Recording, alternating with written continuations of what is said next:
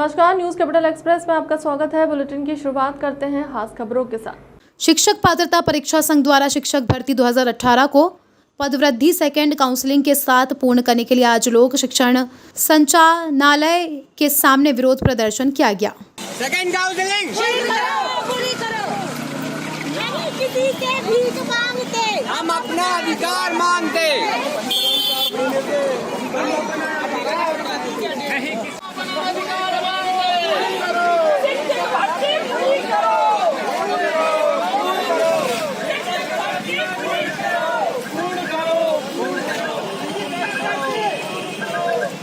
आज आप लोग प्रदर्शन कर रहे हैं, क्या? आज हमारी प्रमुख रूप से मांग है कि स्थायी शिक्षक भर्ती 2018 जो कि पिछले 4 वर्षों से लंबित है, आज तक पूरी नहीं हुई है, जबकि 87,630 पद रिक्त हैं। हमारी मांग है कि जो पात्रता परीक्षा 2018 में आयोजित हुई थी उसमें पद वृद्धि के साथ सेकंड काउंसलिंग कराते हुए शिक्षक भर्ती को पूर्ण किया जाए, जिससे कि हम अधिक से अधिक पात्र अभ्यर्थी शिक्षक बन सकें। और साथ ही साथ वर्ग 3 का भी एग्ज़ाम हो चुका है, अभी तक रिजल्ट घोषित नहीं हुआ है, उसका भी रिजल्ट घोषित किया जाए। जो अन्य हमारे चयनित अभ्यर्थी सड़कों पर हैं अपनी नियुक्ति के लिए, उनको नियुक्ति पत्र दिए जाएं।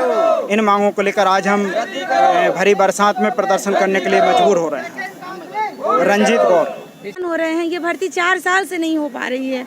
बताइए, हम लोग यही चाहते हैं सर कि शीघ्र से शीघ्र हम लोगों का मामा जी कल्याण करें और भर्ती करें सर, जल्दी से जल्दी। सेकंड काउंसलिंग पद वृद्धि के साथ करें सर। जैन निकट्स डेमोक्रेसी के प्रतिनिधिमंडल ने किया मध्य प्रदेश विधानसभा का दौरा। मंत्री विश्वास कैलाश सारंग ने किया अगुवाई।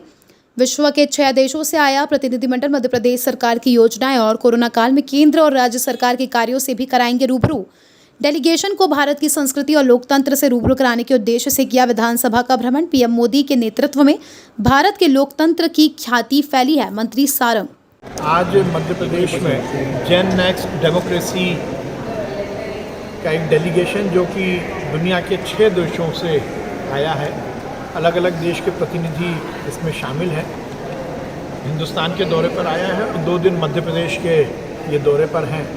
कल क्योंकि इसका मेन जो एस्पेक्ट है वो है सांस्कृतिक और डेमोक्रेसी जो हमारे हिंदुस्तान की है उससे इनको रूबरू कराना। कल मध्य प्रदेश के विभिन्न स्थानों पर ये गए थे, सांची गए थे। मध्य प्रदेश और हिंदुस्तान की सांस्कृतिक जो विरासत है उसका इन्होंने अध्ययन किया और आज पूरे दिन ये मध्य प्रदेश और देश की जो लोकतंत्र है, डेमोक्रेसी है, उसको लेकर अध्ययन कर रहे हैं। आज हमने उनको असेंबली जो हमारी है विधानसभा परिसर में उनको विज़िट कराया। माननीय स्पीकर साहब से उनकी मुलाकात हुई। आज अटल बिहारी वाजपेयी सुशासन संस्थान में भी इनकी विज़िट है।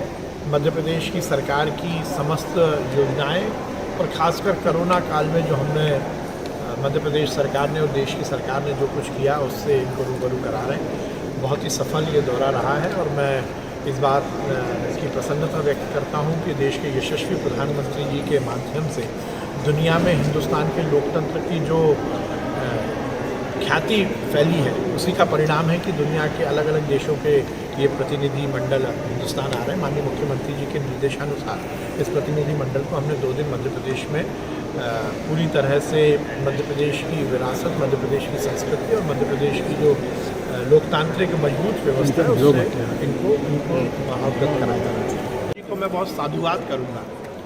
फेडरल सिस्टम को, संघीय ढांचे को उन्होंने इस देश में मजबूत किया है और इसीलिए वो समय समय पर मुख्यमंत्रियों से बातचीत करते हैं, योजनाओं की समीक्षा, और भारतीय जनता पार्टी शासित राज्यों के मुख्यमंत्री से भी उनकी लगातार बातचीत होती है। देश में भारतीय जनता पार्टी के विचार के माध्यम से विकास और कल्याण जो हमारा मुख्य मुद्दा है उसको मजबूत करते हुए ये देश में हर राज्य केंद्र सरकार के साथ मिलकर विकास करे, कल्याण करे, इसी तारतम्य में ये बैठक रखी गई थी। माननीय मुख्यमंत्री जी उसमें शामिल हुए थे और मुझे बहुत प्रसन्नता है कि देश के यशस्वी प्रधानमंत्री जी के नेतृत्व में मध्य प्रदेश और देश आगे बढ़। मध्य प्रदेश की आन बान और शान स्वतंत्रता संग्राम सेनानी जमीयत उलमे हिंद के नायब सदर मोहतरम आली जनाब मुफ्ती अब्दुल रज़ाक साहब किबला के साहबजादे मोहतरम जनाब अब्दुल अजीज़ खान साहब ने AIMIM की सदस्यता ग्रहण की। उनकी सरपरस्ती मजलिस भोपाल को मिली। हम सभी लोग ऑल इंडिया मजलिस इत्तेहादुल मुस्लिमीन पार्टी भोपाल उनका खैर मकदम रखते हैं, उनका शुक्रिया अदा करते हैं। सब आएंगे, मेहनत करेंगे तो इंशाल्लाह उड़ेगी। जब उड़ेगी तो इंशाल्लाह ताला बोलने वाले और जो अपन आज लड़ नहीं पाते, एक पड़ोस का घर टूट जाता है, बिल्डों चल जाता है। क्यों चल जाता है कि आज हमारे पास ताकत नहीं, कल हमारे पास ताकत नहीं थी। अल्हम्दुलिल्लाह आज हम ताकतवर है, ताकत आ गई हमारे पास। कौन सा प्रोग्राम था आज आप लोगों का? बिस्मिल्लाहिर्रहमानिर्रहीम। आज मध्य प्रदेश का जो MIM का मिशन है, उस मिशन की शुरुआत करते हुए शहर भोपाल नरेला विधानसभा का आज हमारा सदस्यता का अभियान आज से यहाँ से शुरू हुआ है, जिसमें सैकड़ों कांग्रेस से छोड़कर आज लोग यहाँ पर आए जिन्होंने सदस्यता को ग्रहण किया है। और ये हमारा जो सदस्यता का अभियान का कार्यक्रम है आज से हमारा यहाँ शुरू हो गया है। ये प्रत्येक विधानसभा जो शहर भोपाल की है, चाहे वो मध्य हो, उत्तर हो, दक्षिण पश्चिम हो, हर सारी विधानसभाओं में हमारा ये जो सदस्यता का अभियान कार्यक्रम है इंशाअल्लाह हर हाल में शुरू होने जा रहा है। हम लोग बहुत तेजी के साथ इस पूरे अभियान को शुरू करेंगे। कितने लोग ज्वाइन किए आज पार्टी? आज लगभग 50 से 100 लोगों ने लगभग कांग्रेस छोड़कर आज सदस्यता ली है MIM की। आने वाले कल में हम लोग पूरी तैयारी करके हर संडे को, हर इतवार को हम लोग कोशिश कर रहे हैं। और हमारा टारगेट, हमारा जो मिशन है कि इस भोपाल शहर में प्रत्येक जो बूथ है उस सारे बूथ पर कम से कम हमारे 20 लोगों की तैयारी हम लोग करने जा रहे हैं। 1 बूथ बाई 20 यूथ, ये कार्यक्रम हमारा अब शुरू होने जा रहा है। आपके साथ अब्दुल अजीज साहब का हम खैर मकदम करते हैं, बहुत स्वागत करते हैं। आज वो हमारे बीच में यहाँ आकर उनकी हमको सरपरस्ती चाहिए। उन्होंने आज यहाँ MIM को ज्वाइन किया है, आज सदस्यता ली है, लेकिन आने वाले कल में हमें उनकी सरपरस्ती हर हाल में शहर भोपाल में चाहिए। लोग पता B टीम बोलते हैं MIM को, जो आजकल माहौल चल रहा है, इस बारे में क्या कहना है? A टीम B टीम जिसका काम है वो कहता रहे। हमारा मिशन है मध्य प्रदेश में MIM को तेजी के साथ लाकर खड़ी करना। हम लोग हर हाल में असद साहब और हमारी इस पार्टी के लिए पूरा तन मन धन से लग रहे हैं। जिसको जो कहना है वो कहता रहे, लेकिन अब हमारा कारवां रुकने वाला नहीं है, इंशाअल्लाह आगे बढ़ता रहेगा। प्रदेश की राजधानी भोपाल शहर में इंजीनियरिंग स्टूडेंट के शव मिलने का सनसनीखेज मामला सामने आया है। सोशल मीडिया पर इस मामले से जुड़े कई पोस्ट आने से मामला संदिग्ध हो गया है। अभी यह स्पष्ट नहीं हुआ है कि स्टूडेंट ने आत्महत्या की है या किसी ने हत्या कर शव को फेंक दिया। फिलहाल पुलिस ने मर्ग कायम कर मामले को आत्महत्या के एंगल से जांच कर रही है। इसमें पुलिस को प्रारंभिक जानकारी मिली थी कि जो मृतक है वो घर पर नहीं है दोपहर से, और फिर रात्रि के समय, शाम के समय सूचना प्राप्त हुई कि उसका शव जो है जिला रायसेन में मिला। पहचान की गई शव तो वही व्यक्ति और जो प्रारंभिक कार्रवाइयाँ हमारी चूँकि क्षेत्राधिकार है जिला रायसेन पुलिस का पड़ता है, तो पुलिस द्वारा की जा रही है, रायसेन पुलिस द्वारा। और घटना के संबंध में अन्य साक्ष्य आए हैं, उसकी जांच जो संबंधित पुलिस करेगी, उसके बाद इसमें सर दोनों एंगल से जांच की जाएगी हत्या। प्रारंभिक मर्ग जो कार्रवाइयाँ होती हैं उसमें सर्वप्रथम ये देखा जाता है कि जो मृत्यु हुई है उसका कारण हत्या है, आत्महत्या है या दुर्घटना है, और वो देखने के पश्चात जो स्थिति बनती है आगे की विवेचना की जाती है। तो शिकायत के उनके पिताजी ने भी भोपाल पुलिस को शिकायत की थी, कुछ मैसेज उनके पास आए थे। ये अभी तक ये शिकायत के रूप में पुलिस के पास नहीं आया, ये बेसिकली सूचना पुलिस के पास प्राप्त हुई थी। और चूँकि भोपाल में रह रहा था जो मृतक है, तो उसके परिजन जो भोपाल पुलिस से भी उन्होंने संपर्क किया। रायसेन पुलिस के द्वारा भी भोपाल पुलिस से संपर्क में है, और जो उसकी प्रारंभिक कार्रवाइयाँ हैं सबकी वो की जा रही हैं, जैसी भी स्थिति उसमें बन पाएगी। सर क्या वो अकेला जाता हुआ दिखा है फुटेज में? जो फुटेज पुलिस को दिखा है उसमें वो वाहनों के साथ कि अकेला जाता हुआ उस रास्ते पर दिखा है। अन्य भी जो फुटेज हैं संबंधित घटना से जो जिला भोपाल की सीमा में नगरी पुलिस के हैं वो भी पुलिस प्राप्त करने का प्रयास है। किसी तरीके से कोई डिप्रेशन में हो सर या कोई लॉस हुआ हो उसका, क्या कोई ऐसा चला रही थी अवैध शराब जो बेचते हैं उनको लेकर क्या कुछ कार्रवाई की गई है और किस तरीके से लोगों को जागरूक किया जा रहा है? जो शिकायतें प्राप्त हुई थी जिसमें विशेषकर डोमेस्टिक वायलेंस, शराब पीने की, उसको लेकर संबंधित जो चारों जोन के डीसीपी हैं उनके द्वारा पुलिस की एक समिति बनाई गई और इनके द्वारा सर्वे करके सभी जो मल्टी हैं वहाँ पर स्थानों पर एक महिला का शक्ति समूह जो पूर्व से ऊर्जा योजना में प्रावधान है उनको उस ग्रुप को एक्टिव करके नए सदस्यों को जोड़कर उनके साथ में ही उस क्षेत्र का किस प्रकार से जो शराब पीने के बाद विवाद होते हैं उसमें कमी लाई जाए, ये डिस्कशन किया गया है। कई जगहों पे बैठकें भी ली गई हैं सभी शक्ति समूह के साथ में मिलकर। इसमें कुछ सामाजिक संगठन और NGOs भी आगे आए हैं। तो एक टीम के रूप में सभी मिलकर उस क्षेत्र में जो डोमेस्टिक वायलेंस, शराब पीने की जो शिकायत है, आपसी जो विवाद हैं उनको सुलझाने का ये कार्य करेंगे।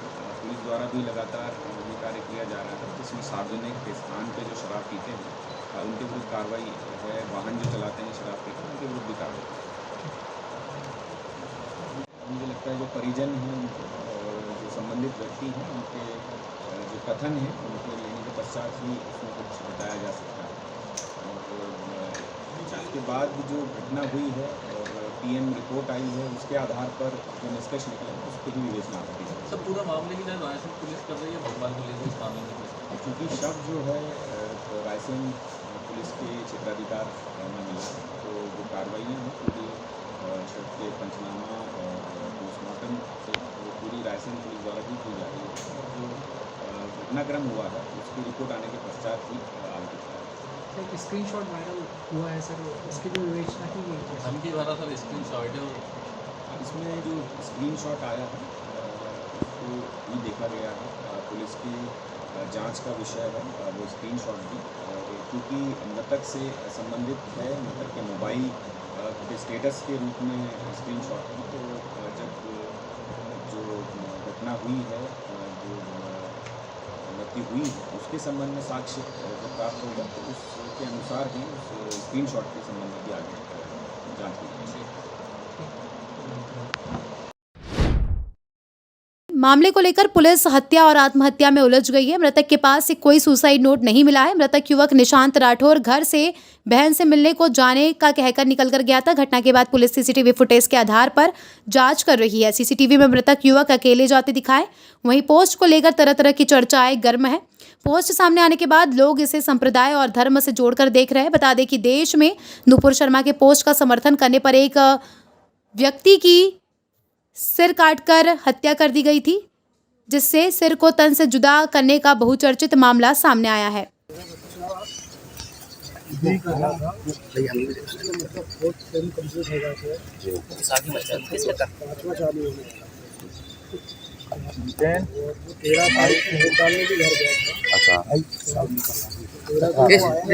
क्या कर रहा है? अरे इनका पर्दा चुप रहो। कल उससे 12 बजे बात हुई थी, क्योंकि उसकी दोनों महीने यहाँ आई थी एग्जाम देने। तो मैंने उसको बोला था कि उनसे मिल लेगी, वो मिला नहीं था। तो मैंने उसको 12 बजे फोन लगाया, मेरे को क्यों नहीं मिला उनसे मिलने का। मेरी बिटिया का फोन 1:30 बजे फोन आया, बोले पापा वो तो फोन आगे करो। उसके बाद लगातार फोन लगातार फिर टीटीनगर थाने में आपने गुमशुदगी कितने बजे दर्ज करवाई है? 3 बजे के लगभग बात। 3 बजे नहीं, वो क्या हुआ कि मेरे को फिर मेरे व्हाट्सएप उसी के नंबर से मैसेज आया। क्या मैसेज था? जी वो मैसेज मेरे को आया तो मैं घबरा गया। हाँ, किस पीछे करता कैमरा पूरा वाला? मेरी बिटिया को बोला था, मेरी बिटिया पंजाब में मेरे पापा में आ रही थी, तो प्रयास करके मैं चीटिंग हो गई। तो प्रयास किया। अच्छा, पुलिस अभी तक ये मान के चल रही कि सुसाइड किया हुआ, लेकिन आपका कहना आपका बेटा मेरा बेटा वो बड़े खुले उसका, मेरे को विश्वास नहीं होता कि वो सुसाइड भी कर सकता। अच्छा, और जो मैसेज आपको आया उसमें कुछ ऐसा लिखा है, राठौर साहब आपका बेटा बहुत बहादुर था, कुछ धमकी दी है उसमें, क्या लिखा था? नहीं, दिक्कत ये है कि उसी के मोबाइल से किया है जी, लेकिन वो ऐसी पोस्ट मेरे को तो नहीं कर सकता। नहीं कर सकते। राठौर साहब तो मेरे को संबोधित कर ही नहीं सकता। आपको शक है कि उसकी हत्या की गई है? कुछ आपको अंदेशा है, ऐसा शक हो रहा है क्या कि कोई किसी ने मैसेज करे हो, कभी उसने पोस्ट कोई ऐसी पोस्ट कर दी जिसके चलते कुछ लोग? ऐसी कोई पोस्ट नहीं थी इंस्टाग्राम पे कभी, वो इन गतिविधियों में था नहीं। अच्छा, पोस्ट के बाद आपने एक मैसेज किया है कि वो साइकिल मांग रहे हैं फ़ोन लगाने के लिए। मेरा फोन नहीं उठा रहा था मैं, तो मैंने मैसेज शायद किया हो उससे, फोन नहीं उठा रहा। सूरज माइक अपना आगे करो यार। मेरे छोटे वाले भाई की बालक का आज बर्थडे था, मैंने उसको बोला, मैंने तो मुझे फोन लगा रहा है साइकिल लाने के लिए, मोबाइल से तो साइकिल लेता। अच्छा, तो मैंने मैसेज बोला तो मैं एक्टिवा नहीं बोला। पुलिस से आप कुछ मांग करेंगे पूरी जांच हो, क्योंकि इस तरह की धमकी? जांच और उसमें मतलब सही स्थिति होना चाहिए, लेकिन आत्महत्या की स्थिति नहीं कर। जबलपुर शहर संस्कारधानी में अंजलि मिश्रा एवं कामना श्रीवास ने ब्राइडल रनवे प्रोग्राम का आयोजन किया, जिसमें जबलपुर शहर के साथ साथ कटनी, मंडला, शहडोल, नरसिंहपुर, गाडरवारा, शिवनी, डिंडौरी जैसे क्षेत्रों से ब्यूटी वर्ल्ड में अपना करियर बनाने वाले प्रतिभागियों ने इस कार्यक्रम में भाग लिया, जो कि पूर्णतः निःशुल्क रखा गया था। इस कार्यक्रम में अंकिता पटेल प्रथम, द्वितीय अंजुली वर्मा और तृतीय रेणु दास रही, जिन्होंने अपने मॉडल्स को बेहतर तरीके से तैयार किया। इस प्रोग्राम में विशेष अतिथि के रूप में बॉलीवुड के एक्टर नीरज सिंह राजपूत, जो कि आश्रम 3 फिल्म के हीरो हैं, उन्होंने अपनी उपस्थिति से सभी नवागत ब्यूटी एक्सपर्ट्स को शुभकामनाएं दी।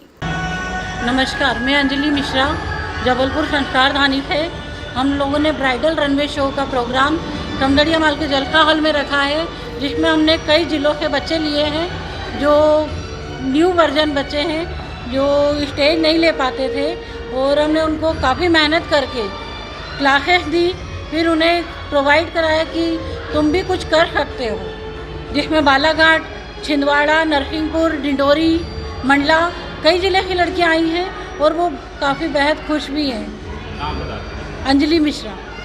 नमस्कार, मेरा नाम कामना श्रीवास है, केबीपी मेकअप स्टूडियो की मेरा है, और आज अंजलि मिश्रा मैम और मेरी पूरी कोशिश रही है 24 जुलाई को समदड़िया मॉल के जलसा में हमने एक ब्राइडल रनवे प्रोग्राम ऑर्गेनाइज़ किया है, और हमेशा बच्चों को स्टेज मिलता है, बट अंजलि मिश्रा मैम और मेरी ये कोशिश है कि हम जो बच्चे कभी डरते थे स्टेज में आने से, हिचकते थे, हमने उनको प्रैक्टिस के टिप्स दिए हैं मेकअप के, और हमने उन्हें कोरियोग्राफी की प्रैक्टिस करवाई है काफ़ी, जिसमें उनका सुधार हुआ है, और आज वो यहाँ पर जो हमारा समदड़िया का जलसा है वहाँ पे उन्होंने बेस्ट अपना रनवे दिया है, और सभी बहुत खुश हैं। हमारे यहाँ मंडला से, बालाघाट, छिंदवाड़ा, डिंडोरी और हटा जैसे कई जगह से हमने बच्चों को बुलाया है, बहुत खुश हैं वो, और आगे उनमें और स्टेज पाने और आगे बढ़ने की बहुत इच्छा जागृत हो गई है। और मैं हमेशा चाहूँगी कि JBWA और अन्य संस्थाओं के साथ अंजलि मिश्रा मैम और मैं मिलकर इन सारे बच्चों को नए नए स्टेज हम लोग प्रदान करें।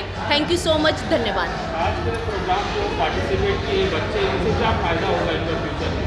इनके फ्यूचर में ये फ़ायदा होगा सर कि जो ये लोग डर, सबसे पहले तो इनके अंदर का जो डर है वो ख़त्म होगा स्टेज में, और हमने इन्हें पूरी तरह से प्रिपेयर किया है कि आपको रैंप वॉक कैसे करना चाहिए, आपकी मॉडल को आपके साथ कोऑर्डिनेट कैसे करना चाहिए, जो कि मोस्टली हर प्रोग्राम में कोऑर्डिनेट नहीं होता। आज के प्रोग्राम में दोनों ने कोऑर्डिनेशन बहुत अच्छा निभाया है, और हम बहुत खुश हैं, और हमारे सारे जो पार्टिसिपेंट हैं सभी बहुत खुश हैं।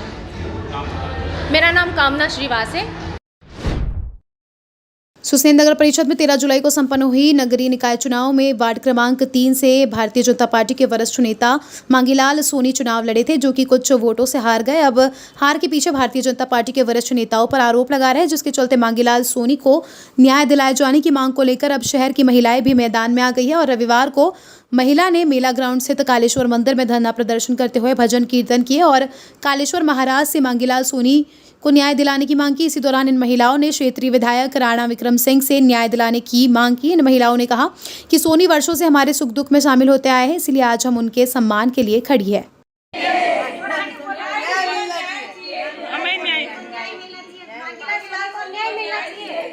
श्री मांगीलाल जी सोनी कार्यकर्ता वरिष्ठ नेता को न्याय मिलना चाहिए, इसीलिए सारी महिला मंडल कालेश्वर मंदिर में धरना प्रदर्शन कर रहे हैं। हम सबकी मांग ये है कि मांगीलाल जी सोनी को न्याय मिलना चाहिए, और न्याय नहीं मिला तो हर मंदिर में धरना प्रदर्शन किया जाएगा।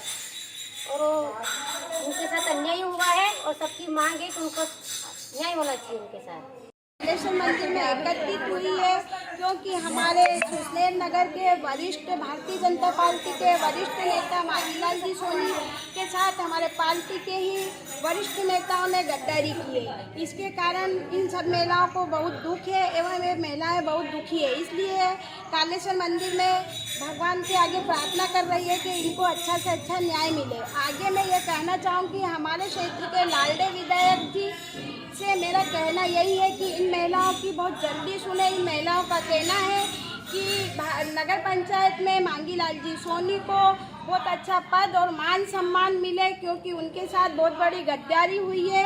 आदरणीय विधायक जी से मैं बार बार यही कहना चाहूँगी कि ये महिलाएं आज इतनी इकट्ठी हुई है क्योंकि इनको पता लग चुका था पहले से ही विधायक जी बाहर गए हैं, अन्यथा सारे नगर की महिलाएं यहाँ इकट्ठी होती और आपसे चर्चा करने के लिए आपके राणा हाउस पर पधारती। इसलिए मैं यही कहना चाहती हूँ इन सब महिलाओं की बात में संतोष शर्मा नगर की समाज सेविका की ओर से बोल रही हूँ। मैं किसी का विरोध नहीं कर रही हूँ, लेकिन मैं मांगीलाल सोनी के साथ हूँ, उनका साथ दे रही हूँ।